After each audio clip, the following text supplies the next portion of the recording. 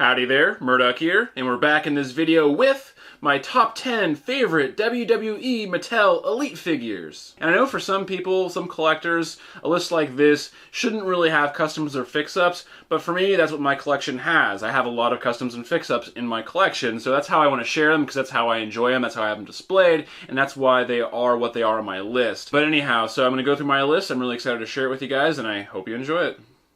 Coming in at number 10 is Dwayne The Rock Johnson in his Defining Moments, This Is Your Life segment Elite figure.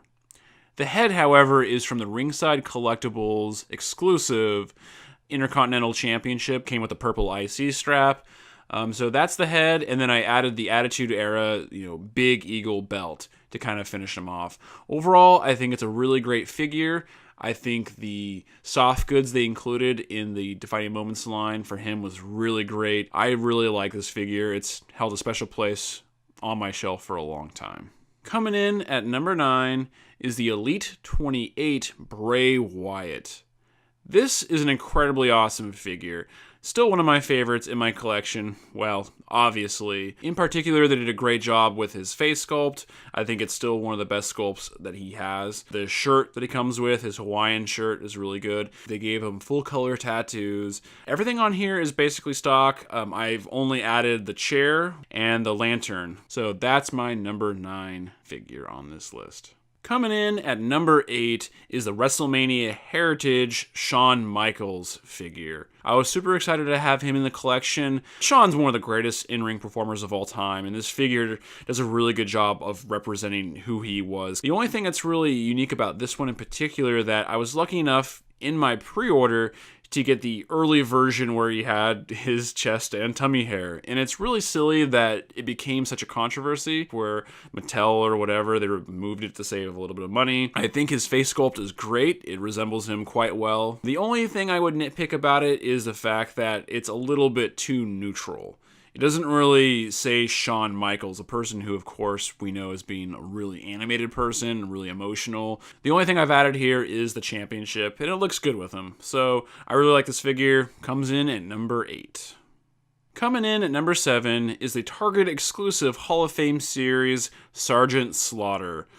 This is one of my favorite figures to look at on my shelf.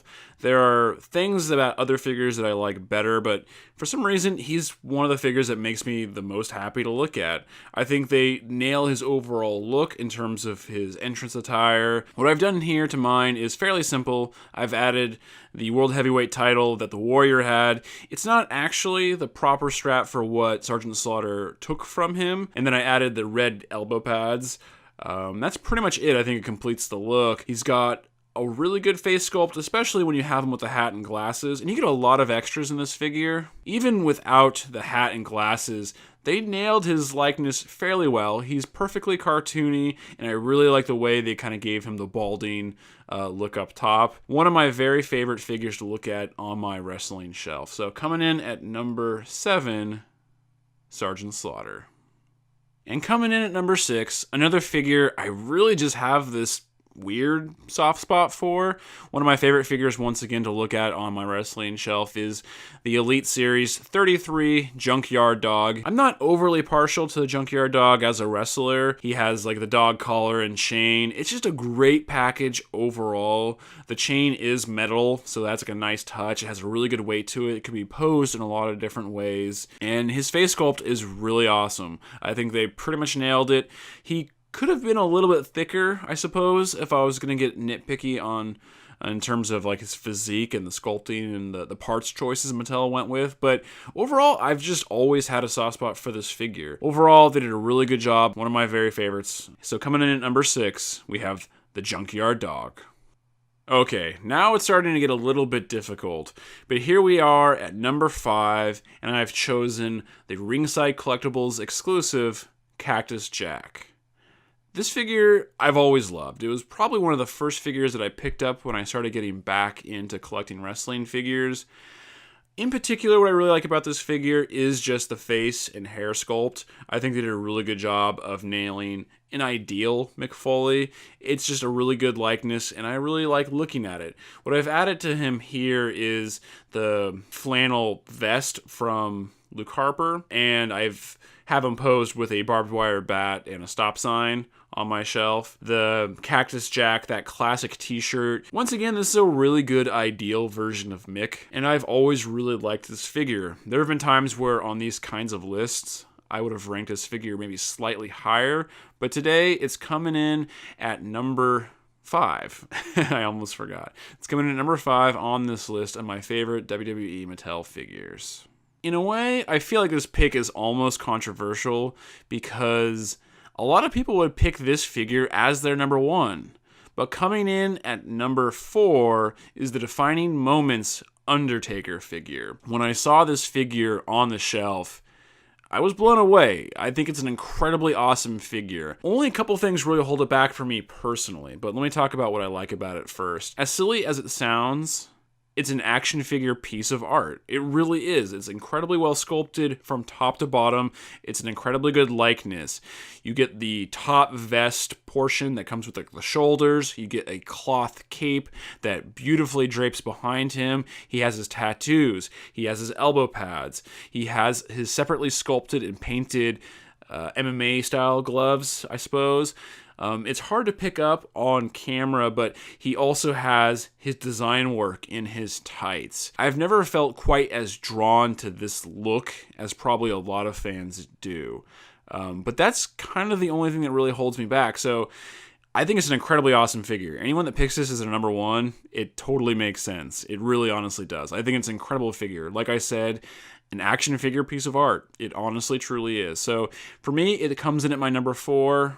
There are just a couple other figures that make me happier to look at, and that's really the difference.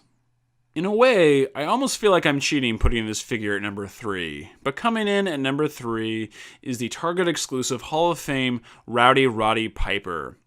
Now, there are a lot of caveats that go with this one because I believe I have 3 different sources to kind of fix him up, to kind of make him look like how he looks here. So the figure itself is just that Hall of Fame figure at this point.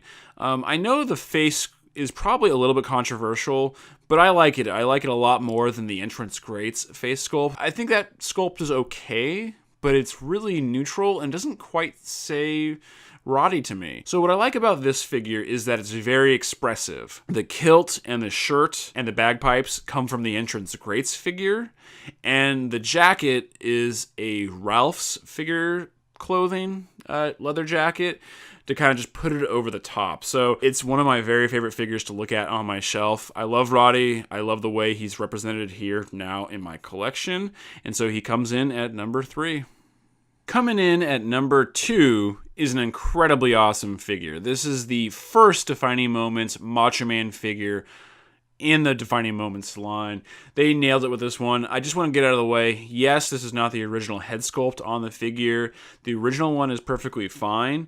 The reason why I swapped it out for a Walmart t-shirt series Macho Man head sculpt is that I wanted to have something just a little bit more animated than the neutral face that the figure originally came with. They nailed it with this figure, though. This is his WrestleMania 7 attire. It's one of the coolest attires he ever had in an incredibly awesome match. What I like about this figure, tons of things, of course. You know, it's the entrance gear. It looks so awesome on this figure. You get so much. You get the jacket, which is a soft goods posable jacket. It's incredibly well stitched and put together. It has his streamers coming off the arms. He comes with a pair of glasses. He comes with his hat with a hat ribbon on it. It's just an incredibly good package, and this figure represents him incredibly well in my collection. So coming in at number 2 is the Defining Moments WrestleMania 7 attire, Macho Man Randy Savage. And what is a list of this ilk without some honorable mentions? I'm going to go with 5 really quickly here. I have a lot of figures, a lot of things that I really like that didn't get a spotlight, but here are 5 that I wanted to kind of throw a bone, that I think are great figures for one reason or another. Really quickly, we have the Toys R Us Network exclusive Finn Balor in his sort of like Texas Chainsaw Massacre sort of look. The Seth Rollins from WrestleMania 31. I believe it's technically part of the Toys R Us WrestleMania 32 Heritage line. I don't remember. We have the Daniel Bryan, which has a face swap, but both championships in his WrestleMania 30 gear.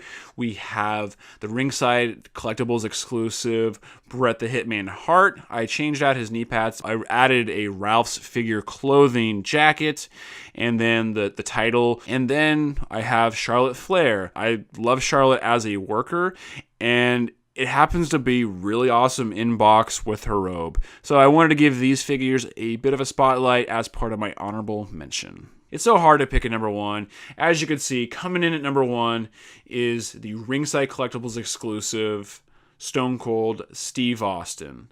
This is an incredible figure. It's perhaps a little bit more subtle than the last three on the list, or the previous three on the list, but I think the one thing that I just absolutely love about this figure is his face sculpt. Sure, some people don't really like the little smirk that he has, but I think they just nailed Austin. I think for a figure in this kind of line, at this kind of price point, it's incredible. The only thing I've done to him is I did add a Ralph's clothing custom vest. The leather style vest drapes better than the plastic one, in my opinion. I just like the look of it. There are a lot of other things about this figure I like. I love the knee braces. You know, Austin was so iconic in a weird way for having the knee braces, and of course they included him here. He's got his tattoo. It's super well detailed, and it's just an all-around great figure. Like I said, perhaps a little bit more subtle than some of the figures I have on this list, but coming in at number one is the ringside exclusive Stone Cold Steve Austin Elite figure. Well, that's pretty much going to do it for this one. I hope you enjoyed getting a little bit of a look at my WWE collection. I hope you enjoyed the video, and if you did, go ahead and hit that like button. But if you'd like to see more silly stuff that I'm doing on this channel, things like toy reviews, unboxings, some video game content, and silly sketches, lots of crazy stuff, go ahead and hit the subscribe button. As I always say, it makes me feel like I accomplished something, but otherwise, I guess I'll see you in the next one. Bye.